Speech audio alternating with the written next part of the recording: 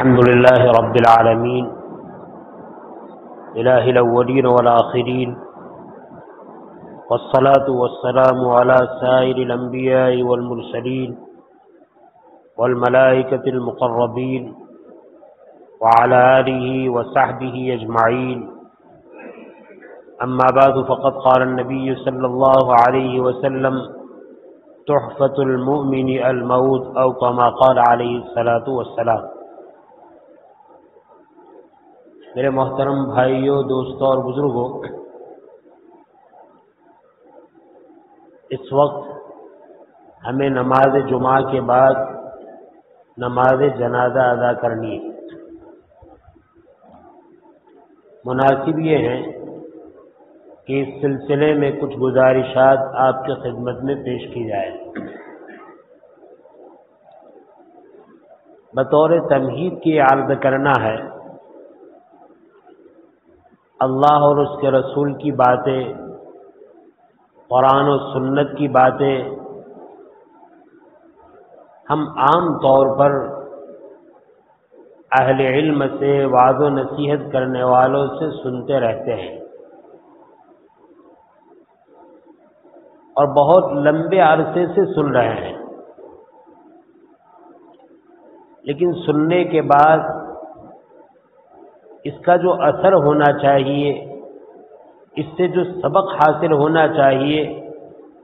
اس اعتبار سے ہماری عملی زندگی جو آگے بڑھنی چاہیے،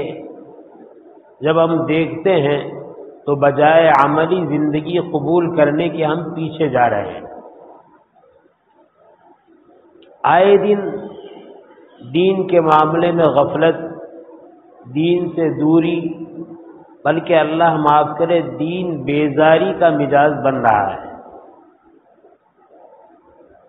دیکھیے میرے بھائی، ایک مسلمان ابتدائی درجے میں، ابتدائی طور پر اپنے اسلام کا انکار نہیں کرتا ہے، اپنے اسلام سے دور نہیں ہوتا ہے. ایک مسلمان ہونے کے ناطے کتنا بھی بڑا گنہگار کیوں نہ ہو، اگر اس کو یہ کہا جائے کہ تو اسلام مذہب چھوڑ دے تو کبھی اس کے لیے وہ تیار نہیں ہوگا. لیکن میرے بھائی، شیطان انسان کو کفر شرک سے قریب کرنے کے لیے پہلے دور دور کے دانے ڈالتا ہے، پھر ان دانے ڈال کر اس کو اپنے قریب کرتا ہے، اور قریب کر کے کبھی ایمان سے بھی ہاتھ دھلوا دیتا ہے. وہ اسباب غور کرنے سے جس پر یہ معلوم ہوتا ہے کہ آدمی اپنے ایمان سے ہاتھ دھو بیٹھتا ہے، ان اسباب میں ایک سبب یہ ہے، آدمی اپنے وقت کے علماء کی مخالفت کرے، اپنے وقت کے علماء کے بارے میں بدظنی رکھے، اپنے علماء کے بارے میں حسد رکھے، بغض رکھے، کینہ رکھے، عداوت رکھے. یہ چیز اتنی خطرناک ہے، ابتدا چاہے اس کی ہمیں خطرناک نظر نہ آئے، لیکن عام طور پر اس کی انتہا اسلام سے ہاتھ دھو بیٹھنا ہے. اور یہ کس طرح آپ دیکھیے، ہم آج کل دیکھ رہے ہیں کہ ہماری وہ بیٹیاں جن کو ایمان اور سنت کا، قرآن و یقین کا جو صحیح علم ملنا چاہیے، جتنا علم ملنا چاہیے وہ علم نہیں ملا، مکتب سے کچھ واقفیت حاصل کی، پھر اس کے بعد اسکول کے حوالے ہوئی، ہائی اسکول کے حوالے ہوئی، کالج کے حوالے ہوئی، اور کالج کے حوالے ہونے کے بعد پھر ایک وقت یہ آیا کہ اگر دینی کلچر اور دینی معاشرہ نہیں ملا تو وہ ایمان سے ہاتھ دھو بیٹھے. لیکن کس طرح ایمان سے ہاتھ دھو بیٹھی آپ کو معلوم ہے؟ اسلامی احکام کے بارے میں پہلے وہ یہ سوچنے لگی یہ جائز ہے، یہ جائز ہے، یہ جائز ہے، یہاں تک کہ اس کے ذہن نے آخر میں کہا کہ یہ بھی جائز ہے۔ مثال کے طور پر ہماری ایک بچی کالج میں داخلہ لیتی ہے، میں سمجھانا چاہتا ہوں بات، دیکھیے میں مخالفت نہیں کرتا، اسکول نہ پڑھاؤ، بیٹیوں کو نہ پڑھاؤ، بیٹوں کو نہ پڑھاؤ، میں مخالفت نہیں کرتا، دائرے میں رہتے ہوئے ایمان کی حفاظت کے ساتھ اگر تعلیم دی جا سکتی ہے کوئی انکار نہیں، لیکن اس تعلیمی راستے سے ایمان کے لالے پڑتے ہیں تو اس تعلیم کا کوئی جواز نہیں۔ میں یہ کہتا ہوں ذہن کفریانہ کس طرح بنتا ہے۔ مثلا ہماری ایک بیٹی پہلے کالج وغیرہ جانا شروع کرتی ہے، بسوں میں جاتی ہے، اسکوٹروں پر جاتی ہے، رکشاؤں میں جاتی ہے، پہلا اختلاط ہوتا ہے اسٹوڈنٹ کا، طلباء کا اور طالبات کا، ایک ساتھ بیٹھ کر جا رہے ہیں، بسوں میں جا رہے ہیں، محرم کوئی نہیں،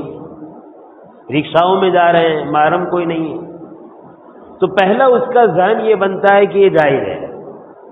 پہلے قباحت ہوگی، شرم ہوگی کہ یار اجنبی کے ساتھ بیٹھنا تو اچھا نہیں ہے، روزانہ کا یہ عمل ہے، اس عمل کے نتیجے میں اس کا ذہن یہ بنتا ہے کہ یہ چیز صحیح ہے، یہ کام صحیح ہے، اچھے گھر میں پرورش پائی ہے، پاک دامن ہیں، زینا اور لفڑے بازی سے دور ہیں، حیا والی ہیں، پہلے پہلے اپنے آپ کو خوب سنبھالتی ہے، ایک کلاس میں بیٹھتی ہے سنبھالتی ہے، لیکن روزانہ اجنبی مرد کے ساتھ بیٹھنا چاہے وہ مسلمان ہی کیوں نہ ہو،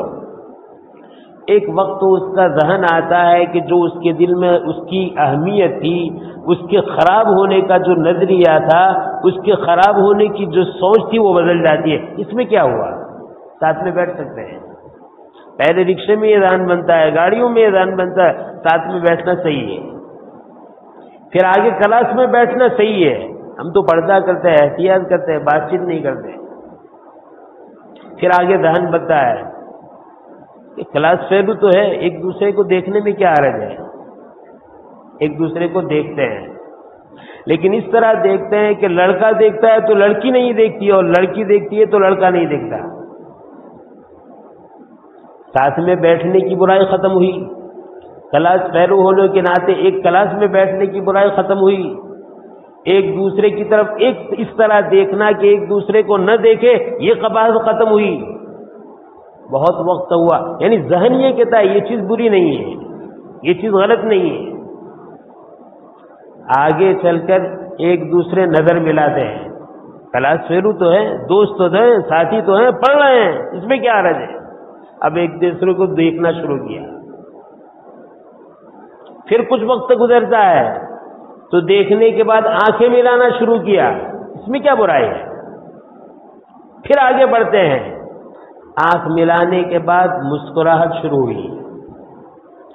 مسکراہٹ کے بعد بات شروع ہوتی ہے، اب وہ ذہن بنا تھا کہ رکشہ میں ایک ساتھ بیٹھ کر جانا صحیح،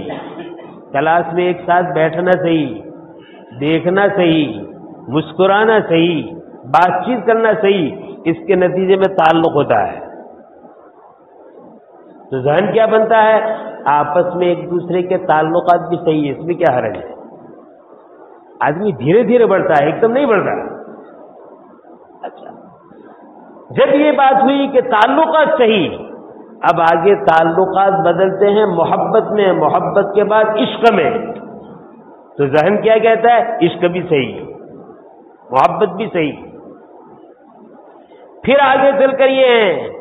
کہ دونوں کہتے ہیں اب تو ہم شادی کریں گے، اب ذہن نے پہلے سے یہ کہا ہے کہ ہم جو کر رہے ہیں سب صحیح، اب وقت آتا ہے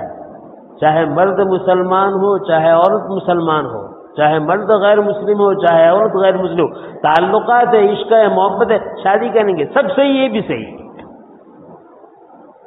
دیکھو ابتدا کہاں سے ہوئی اور انتہا کہاں تک پہنچائی، میں تو کچھ کہہ اور رہا تھا، بات صحیح اور نکل گئی۔ بہرحال مجھے یاد کرنا ہے کہ سب سے بڑی کوتاہی، سب سے بڑی کمی، سب سے بڑی کمزوری اس وقت امت مسلمہ کی یہ ہے کہ اپنے اہل علم کے بارے میں جو حسن ظن ہونا چاہیے، جو حسن عقیدت ہونی چاہیے، جو ایک تصور اچھا ہونا چاہیے، آج ہمارے دلوں سے وہ گھٹ رہا ہے، وہ کم ہو رہا ہے۔ میں سمجھتا ہوں کھلم کھلا نماز کو چھوڑنا حرام ہے، کھلم کھلا روزہ کو توڑنا حرام ہے، کھلم کھلا زکوٰۃ نہ دینا حرام ہے، حج فرض ہونے کے بعد کھلم کھلا نہ پڑھنا حرام ہے۔ لیکن جب تک یہ تصور ہے کہ نہیں یہ چیزیں فرائض ہے، ہم کر رہے ہیں، حرام ہے، وہاں تک انشاءاللہ کفر تک اندیشہ نہیں ہے۔ ہاں جب ذہن یہ بنتا ہے کہ ہمارے علماء خراب ہے، ہمارے پیشوا خراب ہے، ہمارے دین کے رہبر خراب ہے، ہمیں دین کی باتیں بتانے والے خراب ہے، خدا پاک کی قسم یہ اتنا خطرناک مرد ہے، ہو سکتا ہے آدمی کو کفر شرک تک لے جائے۔ اس لیے بہت ٹھنڈے دل سے اپنے ذہنوں کو صاف کرنے کی ضرورت ہے۔ اور میں تو یہ عرض کرتا ہوں عقل کے اعتبار سے سوچے تو ہمارا دماغ کھل جائے گا۔ اگر ہم بیمار ہیں،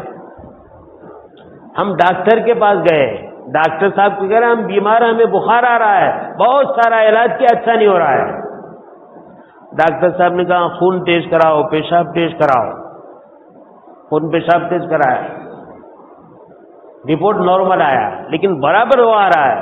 ڈاکٹر صاحب نے کہا ایکس رے کرواؤ، ایکس رے کروائے، لیکن رپورٹ نارمل آ رہے ہیں۔ ڈاکٹر صاحب نے کہا سی ٹی اسکین کراؤ، سب کچھ کرا دیا۔ سب کچھ کرانے کے بعد ڈاکٹر نے بیماری نہیں پکڑی، کسی حکیم کو دکھایا، حکیم نے نبض پکڑی،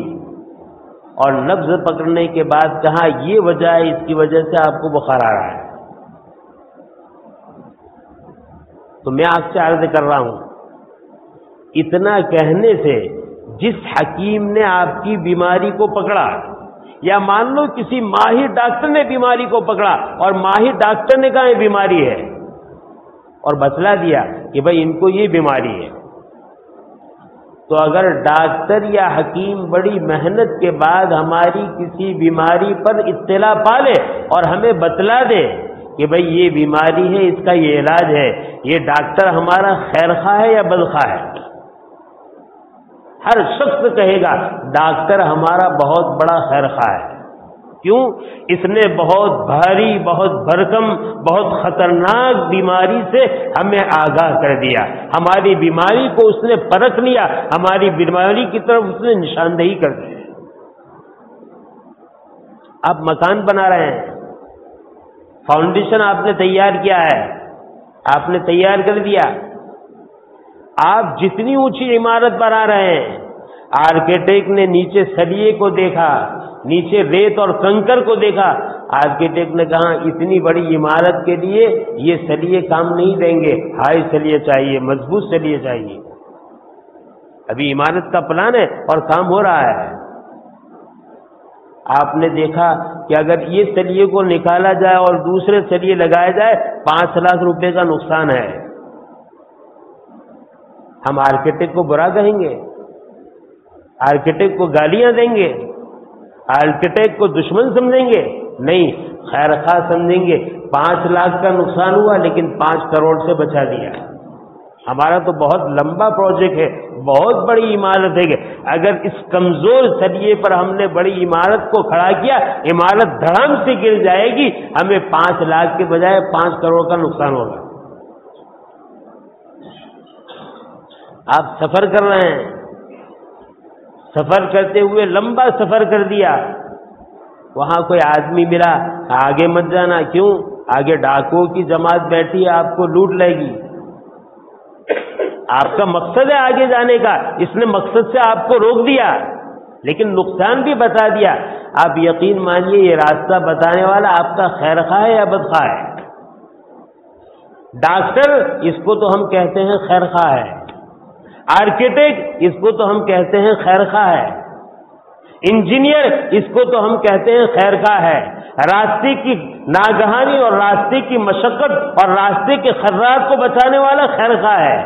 حیرت کی بات ہے، ایک عالم دین، ایک دین کی بات کرنے والا آپ کی آخرت کی فکر کرے، آپ کی دنیا کی فکر کرے، اللہ کے راضی ہونے کی فکر کرے، جہنم کو بدلنے کی فکر کرے، جنت میں پہنچانے کی فکر کرے، تاکہ یہ ہمارے دشمن ہیں، یہ ہمارے بدخواہ ہیں، یہ ہمیں ٹوکنے والے ہیں، یہ ہمیں روکنے والے، یہ کون ہے، ہم اپنا چاہتے ہیں، یہ کون کہنے والے آئے۔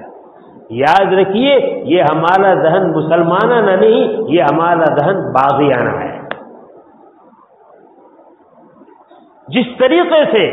جان کے خطرے پر متوجہ ہو کر ڈاکٹر نے ہمیں متوجہ کیا اور ڈاکٹر نے ہماری رہنمائی کی، خدا کی قسم اگر یہ ڈاکٹر ہمارا خیر خواہ ہے تو ہماری جہنم کو بچانے کے لیے اور ہماری جنت کو آباد کرنے کے لیے اگر کوئی دین کی بات ہمیں کہے، خدا پاک کی قسم ایسے ہزاروں ڈاکٹروں سے وہ ایک عالم ربانی بہتر ہے۔ میرے بھائی، غفلت ہے، کمزوری ہے، ہم بے عمل ہیں، ہم سے عمل میں کوتاہی ہو رہی ہے۔ یہ اتنی بری چیز نہیں ہے، بری چیز یہ ہے کہ دین کی نسبت پر اہل علم کے سے عداوت رکھے، اہل علم کے ساتھ دشمنی رکھے، اہل علم کے ساتھ حسد رکھے، اہل علم کے ساتھ کینہ رکھے۔ یہ ایمان کے زائل ہونے کا بہت بڑا خطرہ ہے۔ سوچنا چاہیے کہ اگر وہ کوئی بات کہہ رہا ہے تو اپنے جیب کی بات کر رہا ہے، اپنے گھر کی بات کر رہا ہے، وہ تو قرآن و سنت کی بات کر رہا ہے۔ لہذا میرے بھائی، ہم اپنے ذہن کو اچھی طریقے سے صاف کریں۔ اگر ہم نے صاف نہیں کیا،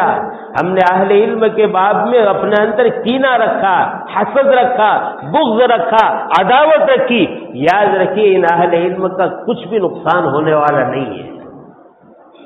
اگر آدمی ڈاکٹر سے دشمنی کرتا ہے تو ڈاکٹر کا کیا نقصان ہے؟ وکیل اور انجینئر سے دشمنی کرے تو اس کا کیا نقصان ہے؟